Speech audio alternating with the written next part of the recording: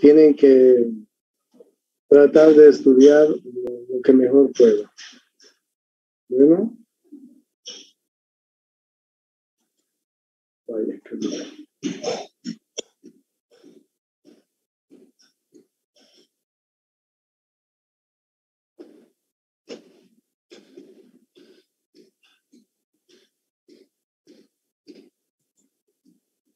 A ver, vamos a ir con calmita. Vamos a ir nuevamente repasando los nervios del plexo lumbar y del plexo sacro. ¿Ok? No se olviden cómo está formado el plexo lumbar y cómo está formado el plexo sacro. El plexo lumbar, vamos a ver ahora las ramas, como ustedes están viendo, ilio-hipogástrica, ilio-inguinal, génito-femoral y cutáneo-femoral lateral. Estas ramas del plexo lumbar son ramas que fundamentalmente vienen a la raíz de los miembros inferiores, pero sobre todo, son ramas que van hacia los genitales. ¿Ya? Ustedes pueden ver acá como el nervio ilio-hipogástrico, miren ustedes, ahí ustedes tienen, ¿no? El nervio ilio-hipogástrico, ¿no? Ese es el nervio ilio-hipogástrico y ese es el nervio ilio-inguinal. ¿Ok? Las primeras ramas del plexo lumbar. Entonces, estos nervios, como les decía a un comienzo, son nervios que van a venir hacia un lado, ¿sí? Con el psoas, ¿bien? Con el psoas. Muy en relación. Estos dos músculos, el cuadrado lumbar y el psoas, son músculos que sirven de almohadón, ¿sí? Para determinar a los riñones, ¿ya? Ahí vamos a encontrar al riñón derecho y en el otro lado al riñón está apoyando sobre el cuadrado lumbar y sobre el psoas mayor. Por eso es que cuando la cápsula renal se inflama, pues inmediatamente irrita, esa es la palabra.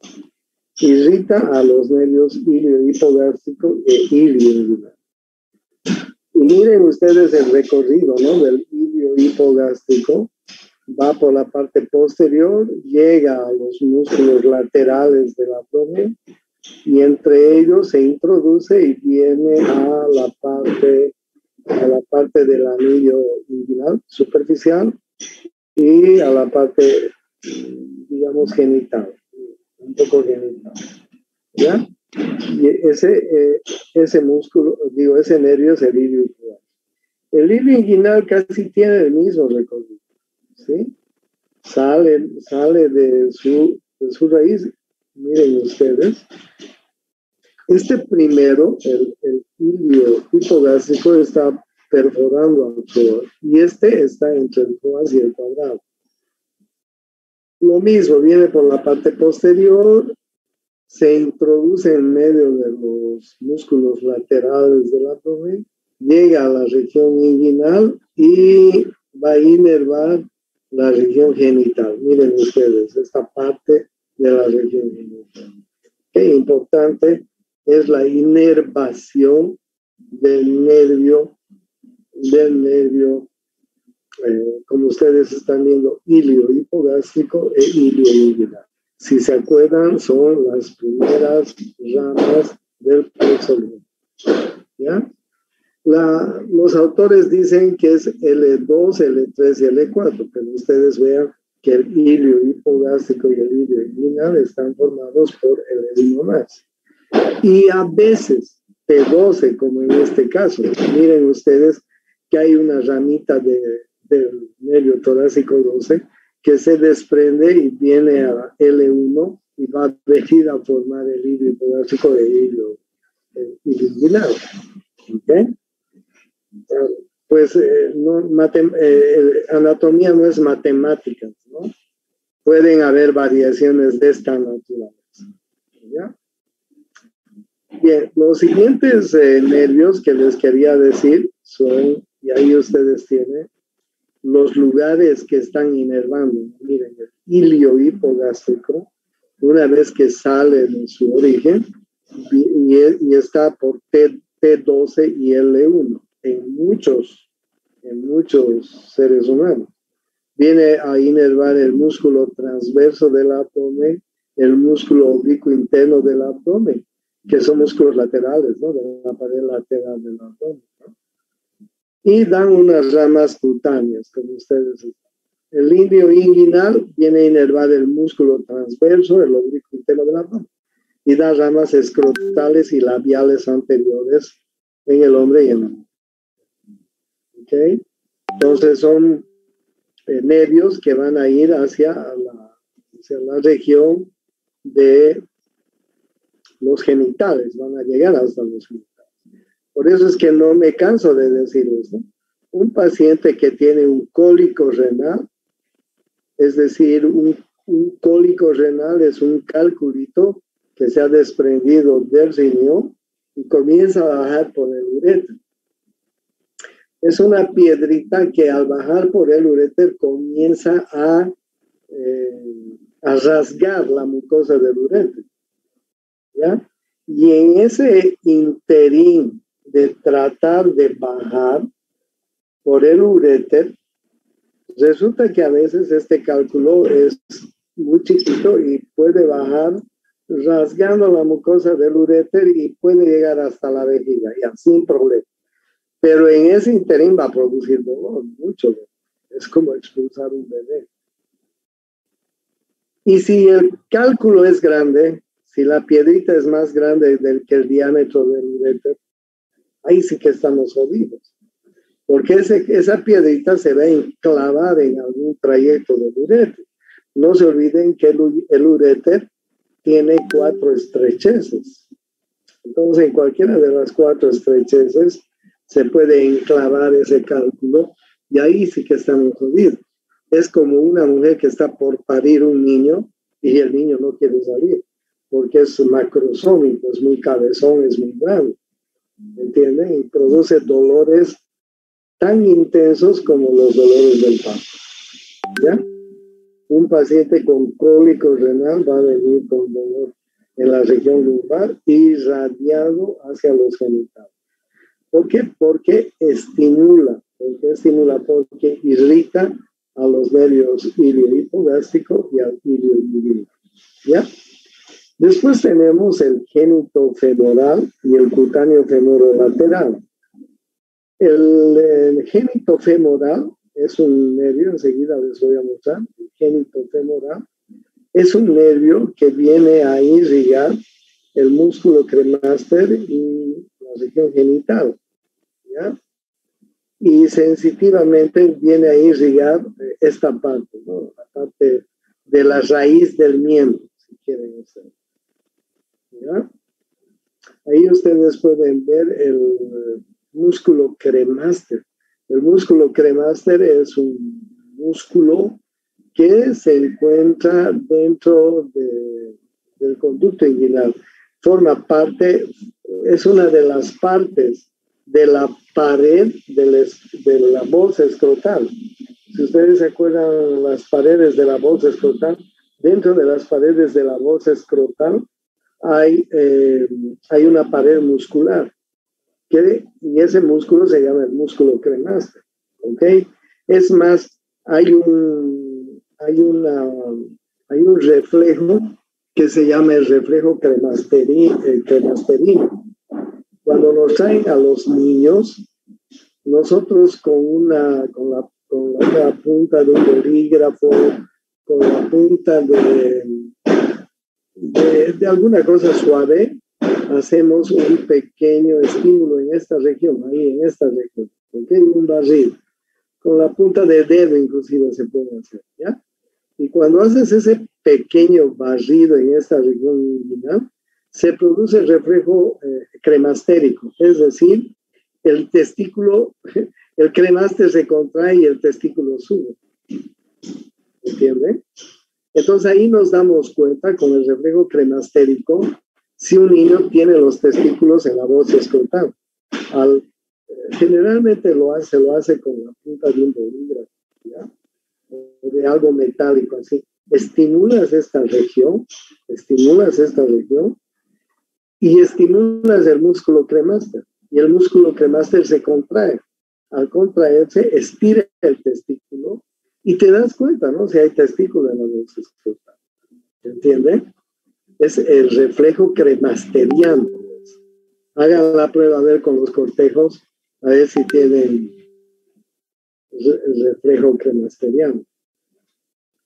Entonces, bien, yo les hablaba de estos dos nervios, el nervio génito-femoral y del cutáneo femoral lateral. El génito-femoral inerva el músculo cremaster y la región genital y raíz del miembro inferior. ¿Ya? Ok, ese es el nervio génito-femoral. El otro es el cutáneo femoral lateral. Ustedes vean, este solamente es sensitivo, pero este cutáneo femoral lateral nos da la sensibilidad de esta parte del muslo. Miren ustedes, la pared anteroexterna del muslo. ¿Ya? Sensibilidad. Si tiene sensibilidad en esa región, es gracias al nervio cutáneo femoral lateral. Importante. Miren ustedes cómo el nervio cutáneo femoral lateral está en relación con la fascia lata. ¿Ya? Importante. Entonces ya hemos hablado de 4 ramas importantes del plexo lumbar. La primera rama es el nervio iliohipogástrico.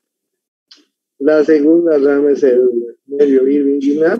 Incluso les estoy mostrando este cuadro para decirles que estos músculos, además de inervar las regiones genitales, inervan los músculos laterales del abdomen, de la pared del abdomen. Les he hablado del génito femoral, este músculo, que viene a inervar el músculo cremaster, que es una parte del cordón espermático que se encuentra, mejor dicho, en el conducto inguinal y además forma parte de la bolsa escrotal. ¿Ya? Esto es muy importante, ¿no? Este nervio génito-femoral, además de venir a inervar el cremaster, viene a inervar la raíz del miembro. El otro nervio del cual les estoy hablando es el cutáneo femoral, que como ustedes ven, este es sensitivo para la parte lateral, anterolateral del músculo. ¿Ya? Entonces ahí tienen ustedes la inervación sensitiva de los diferentes nervios que yo les he hablado, ¿no? Del ilio inguinal, del ilio hipogástrico, del génito femoral, del cutáneo femoral lateral, en fin. ¿Ya? Sigamos. Son los nervios obturador y femoral. Este es el nervio obturador. Como ustedes ven, el nervio obturador es rama de L2, L3 y L4. Muy importante el nervio obturador. El nervio obturador atraviesa toda la pelvis, como ustedes ven, y después sale por el agujero obturatriz. Sí, viene a inervar, miren, casi toda la región de los aductores. Sí, casi toda la región de los aductores. Tenemos en el cuadro que inerva el nervio obturador. Sí, miren, tiene una rama anterior y una rama posterior. Y entonces este nervio obturador inerva los aductores, el aductor largo, el aductor corto, el grácil, el pectíneo. La rama posterior inerva el aductor mayor, ¿ok?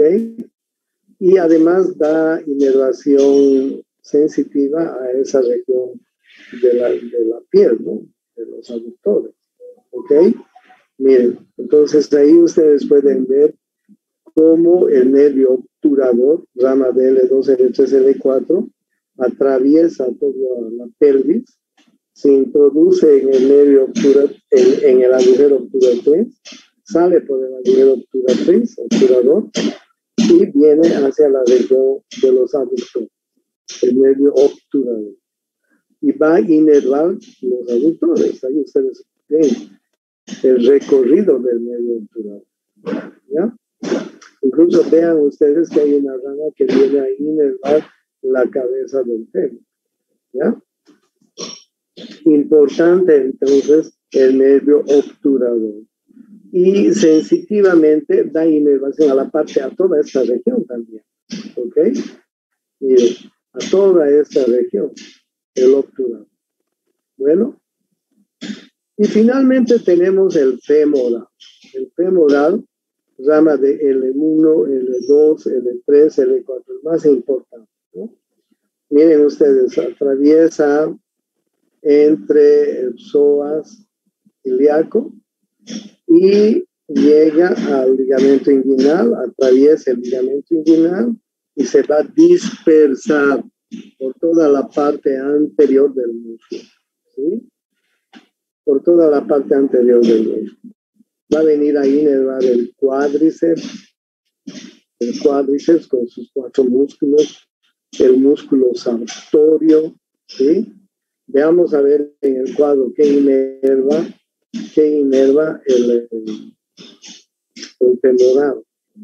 Inerva el psoas ilíaco, el pectíneo, el sartorio y el cuádriceps femoral. ¿Ya? Y también las ramas cutáneas. Bueno, entonces el nervio crural femoral se llama, inerva toda la parte anterior del muslo, como ustedes pueden ver en la figura. ¿Ya?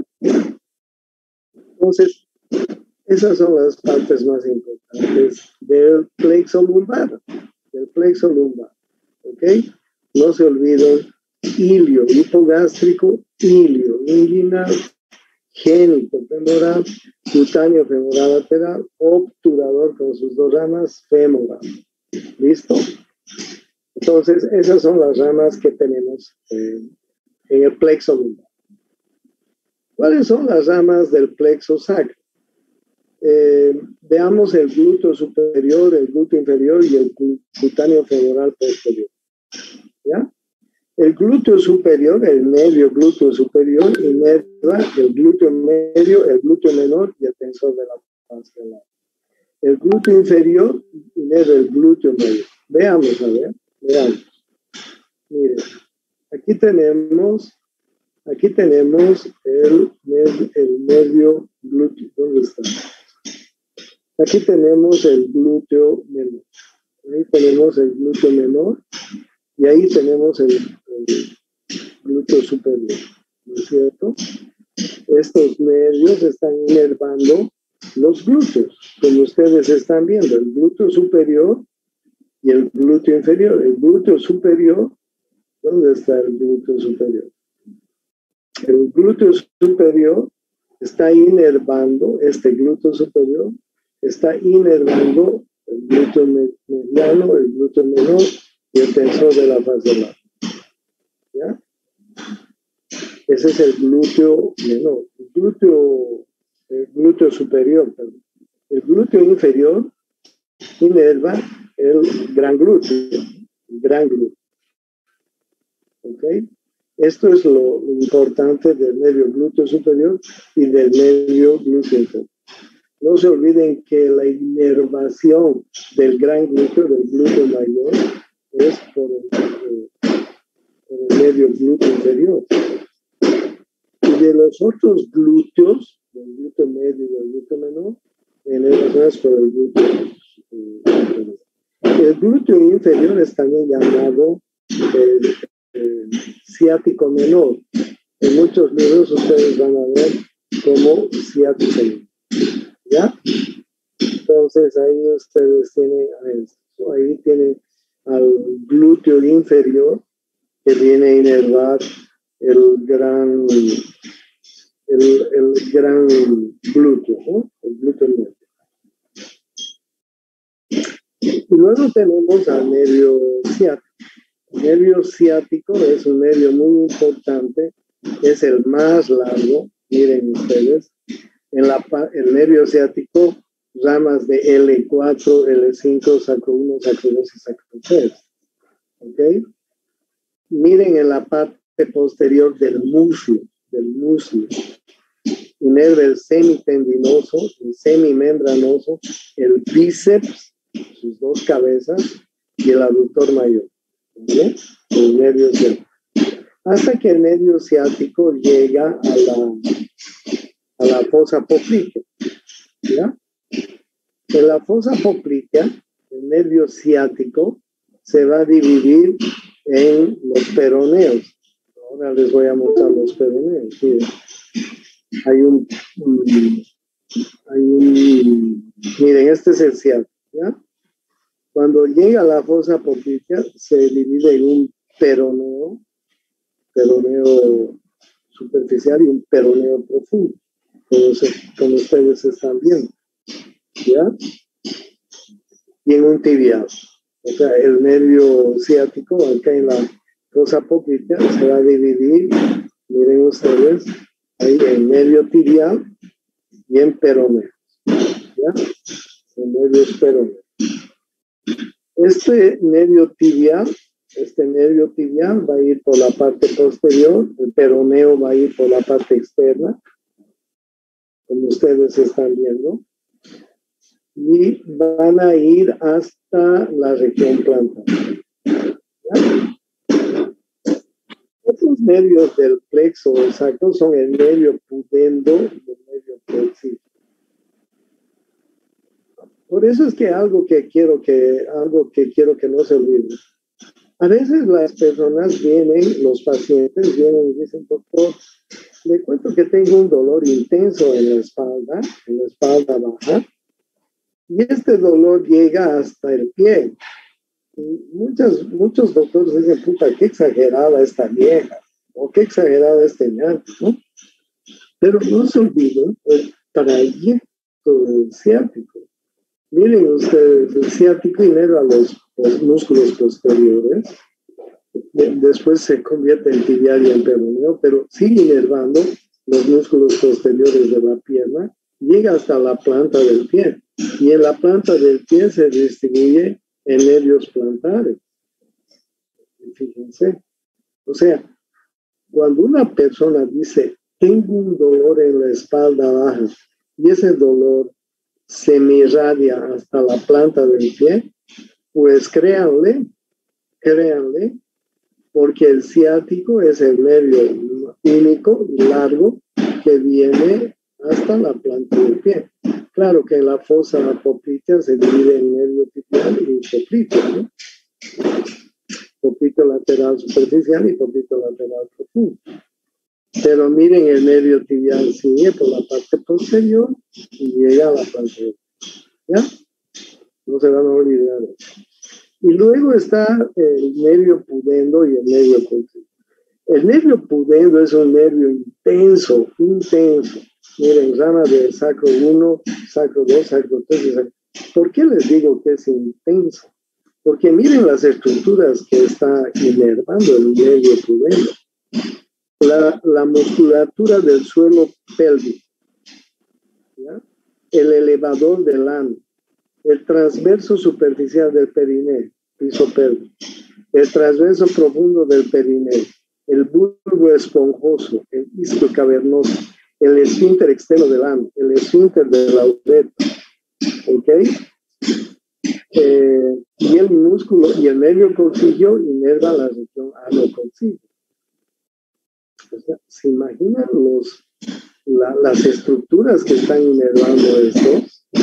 Las estructuras no solamente cutáneas, sino profundas, que inervan estos nervios, las ramas del nervio pudendo, son ramas muy intensas, vienen a inervar todas las estructuras externas de nuestros genitales externos, ¿ok? Tengan en cuenta, es muy importante lo que les digo. Este pudendo viene a inervar las estructuras externas de nuestros genitales. ¿Y por qué les digo así? Es muy intenso porque ustedes saben muy bien que cuando se va a producir una relación sexual, primero hay la caricia, ¿no? Entonces, cuando uno siente un estímulo en toda esta región, pues se despierta el estímulo sexual, obviamente. Miren lo que eleva el medio pudente, la musculatura del suelo pélvico, el elevador del ano, el transverso superficial del periné, el profundo del periné, el bulbo esponjoso, tanto en el hombre como en la mujer, ¿sí? El isquio cavernoso, el esfínter externo del ano, el esfínter de la uretra, ¿sí? Miren las ramas sensitivas de este pudente. Nervios rectales, nervios perinales, nervios labiales posteriores, nervios escrotales posteriores, nervio dorsal del clítoris, nervio dorsal del pene. Miren que son nervios sensitivos de los genitales externos, muy importantes en una relación sexual. ¿Ok? No se olviden. Miren las ramas cutáneas del nervio pudendo y la zona de inervación sensitiva en la mujer, por ejemplo. Muy interesante. Todo el suelo pélvico, labios mayores, labios menores, la región perianal, ¿ya? Incluso miren, cuando un cirujano tiene que hacer alguna maniobra quirúrgica, por ejemplo,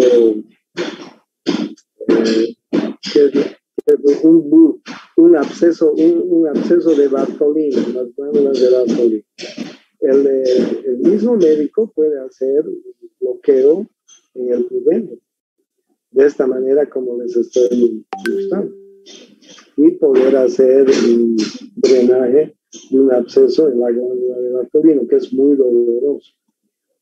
Okay. En muchas circunstancias, cuando los ginecólogos van a tener alguna actividad quirúrgica en esta región, pueden hacer bloqueos en el medio pudendo, que viene a inervar toda esta región. Importante.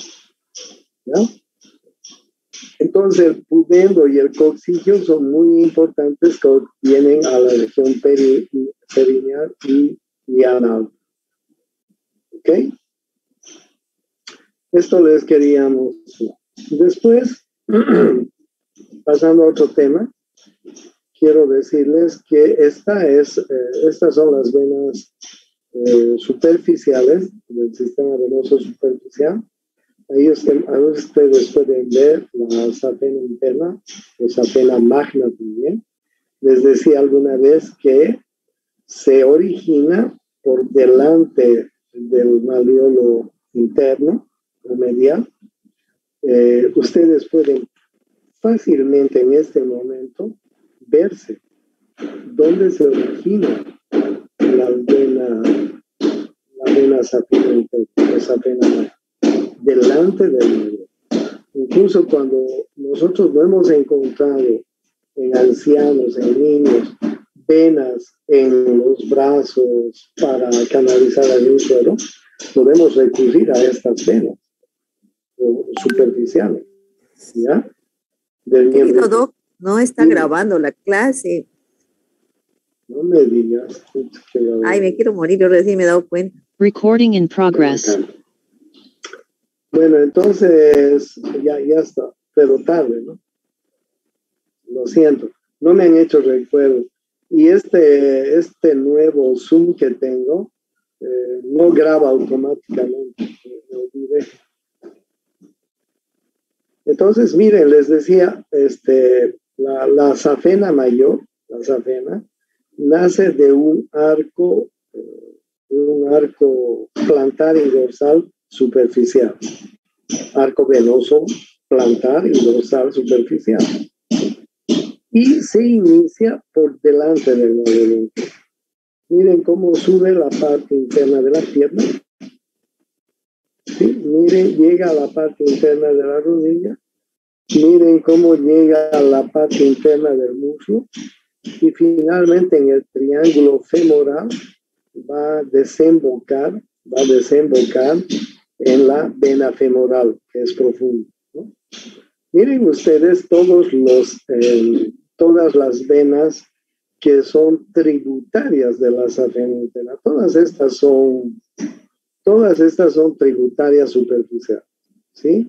Si ustedes ven un paciente con varices, y la varices es a consecuencia de la safena, porque ¿qué es una varices? Estas venas, las venas grandes, esta safena interna y safena externa, esta safena magna, en su interior tiene unas válvulas que van empujando la sangre hacia arriba, que impiden que la válvula retroceda.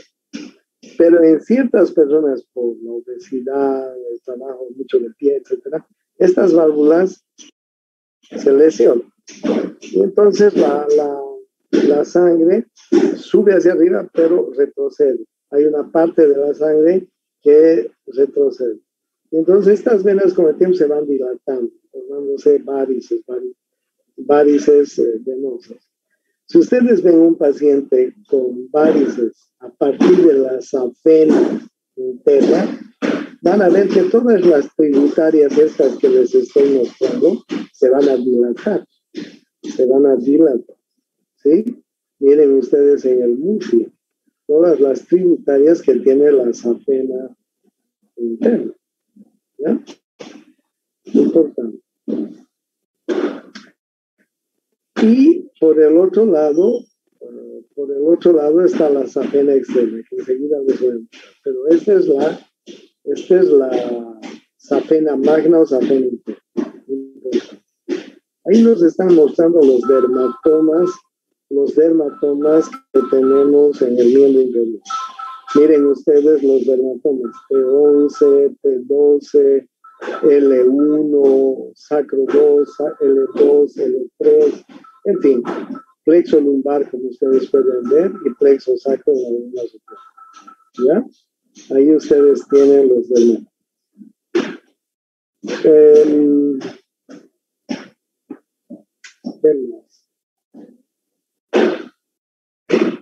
Este es el triángulo, ¿no? Este es el triángulo de Scarpa. El triángulo de Scarpa está formado por este aductor, el aductor largo,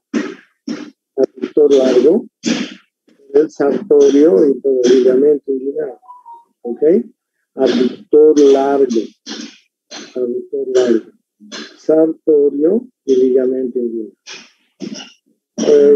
Algunos dicen el borde lateral del aductor largo, ¿ya? Es decir, si les dibujaría el triángulo sería así y así, ¿ya? Sartorio, el borde lateral del aductor largo y el ligamento inguinal. Este es el sartorio, ¿no? Otros dicen que es el borde medial, es decir, así.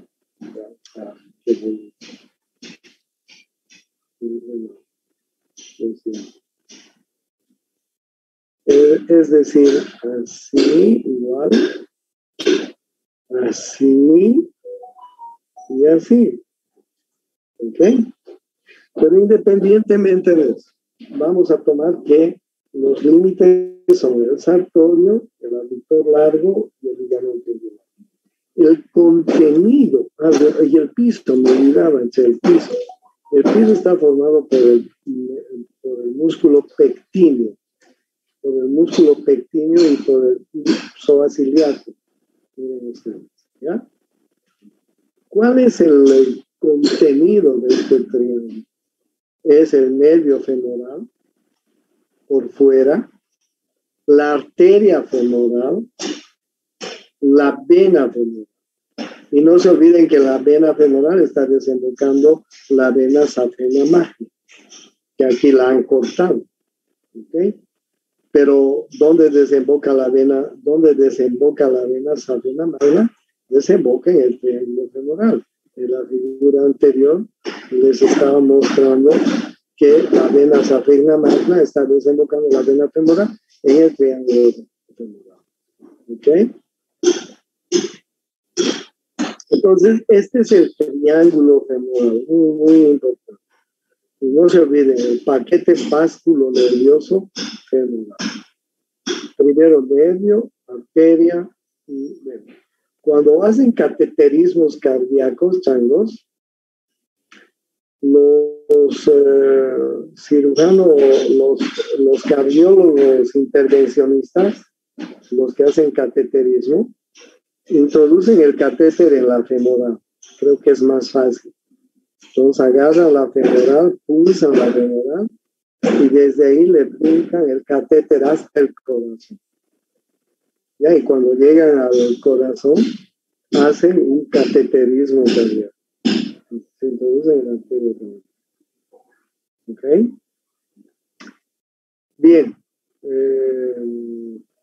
No se olviden que la arteria femoral es una rama de la arteria ilíaca externa. Esta es la ilíaca externa.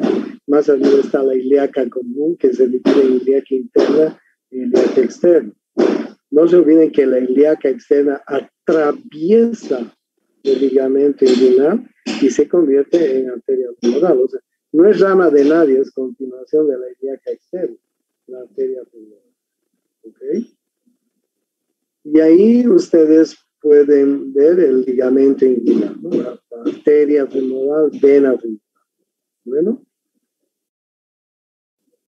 Y después ya la arteria femoral con todas las ramas que hemos visto, ¿no? Primero está la femoral superficial y después es la femoral total. Miren que la femoral superficial camina por el territorio de los aductores, ¿sí? Por el territorio de los aductores. Primero atraviesa el conducto inguinal y cambia de nombre. Luego se coloca en el triángulo femoral, viene por el territorio de los aductores, ¿sí? Se introduce en este agujero que se llama el agujero de Hunter, o el agujero del aductor mayor, si quieren, y se va a la región posterior, y aquí cambia de nombre. En la región posterior se va a llamar ya popliteo, ¿ya? En su trayecto, esta arteria va a irrigar, por supuesto, aquí arriba va a tener ramas que van a irrigar estas ramitas, miren, la epigástrica superficial, ¿sí? La circunfleja ilíaca, que van a irrigar esta parte superior, ¿ya? ¿Ok? Aquí en su trayecto descendente, obviamente que va a dar ramas musculares, ¿no? A todos los músculos de la región de los aductores y además a los músculos de la región anterior del muslo, ¿no? Ramas musculares. ¿Ok? Una ruptura de la arteria femoral por algún trauma sería miércoles fatal, ¿sí? Fatal. Entonces aquí están viendo algunas son ramas, miren, de la arteria femoral. Ahí están viendo la circunfleja superficial, ahí están viendo la arteria epigástrica superficial, aquí están viendo algunas arterias pudendas, en fin, ¿ya? Son ramas que da en la parte superior. Pero después, como arteria femoral superficial, llega hasta el conducto de los aductores, o conducto de Hunter también se llama. Es un conducto que forma el aductor mayor, ¿okay? Una pequeña aponeurosis se desprende y forma el conducto famoso de los aductores, del aductor mayor, o conducto de Hunter también se llama. Y se viene hacia atrás. Y en la parte posterior, miren, se transforma en arteria popliteo. O sea, no se cambia de nombre, no cambia de nombre. En su trayecto, esta arteria femoral da esta arteria, la femoral profunda. Muy importante la femoral profunda. ¿Por porque miren ustedes cómo la arteria femoral profunda va a dar en primer lugar estas circunflejas, ¿no? Estas arterias circunflejas importantes. La circunfleja femoral medial, la circunfleja femoral lateral, miren ustedes, que tiene una rama ascendente y una rama descendente, ¿ok? Y luego va a dar ramas musculares para los músculos posteriores del muslo, ¿ok? Miren ustedes cómo ahí termina en la parte posterior del muslo la femoral profunda, muy importante, ¿ok? Dicen que en las grandes fracturas del fémur, porque imagínense una fractura de fémur, ¿no? Tiene que ser un accidente tremendo, accidente de tránsito, en fin. Dice que en los accidentes del fémur se producen hematomas de hasta 2 a 2.5 litros de sangre. O sea, porque las femorales se lesionan, ¿no? O bien sea esta femoral principal o bien sea la femoral profunda. Y ustedes imagínense la cantidad de sangre que escapará de estos tubos, ¿no? O sea, se hace una bolsa de sangre, un hematoma, de hasta casi el 40-50%. Un paciente con fractura de fémur bien puede entrar en shock hipovolémico. ¿Ok? Bien, luego viene entonces la arteria, aquí están viendo, poplitea. Como ustedes ven, la arteria poplitea va a dar unas ramas que van a venir a innervar la rodilla. La arteria superior lateral de la rodilla, la arteria superior medial de la rodilla. Sigue la poplitea por detrás y va a dar la arteria inferior lateral de la rodilla, inferior medial de la rodilla. ¿Ya? Y ahí están viendo, ¿no? Este es el triángulo de Scarpa. Ahí ustedes pueden ver nervio femoral, arteria, ¿sí? Arteria femoral principal, y ahí están viendo la arteria profunda que se va para atrás. ¿Sí? Miren, este es el anillo de Hunter, conducto de Hunter, conducto de los aductores también. ¿Ok? Bueno, y después no la estoy viendo, después se va a proseguir con arteria poplitea. No la estoy viendo. Bueno, ahí nos vamos a quedar. Vamos a ir viendo, tenemos esta semana más para repasar y para ir repasando toda la inervación e irrigación del miembro. ¿Tienen alguna pregunta hasta acá? ¿Cuándo es el examen? No se olviden que es el 11 de noviembre, ¿no? ¿No era 12 de noviembre, doctor? No sé, 11, 12, no sé. El 12 de noviembre. Ok, ya, 12 de noviembre. Entonces vamos a ir viendo el resto de la inervación y irrigación la mañana, ¿no? Nos vemos, chicos, mañana. Hasta luego. Recording